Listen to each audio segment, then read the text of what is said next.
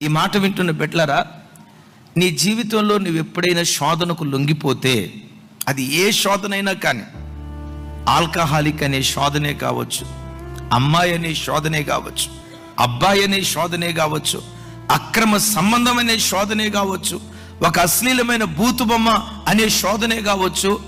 బ్రతుకులో ఎప్పుడైనా నువ్వు శోధనకు గురవుతుంటే నువ్వు గ్రహించాల్సింది ఏంటో తెలుసా?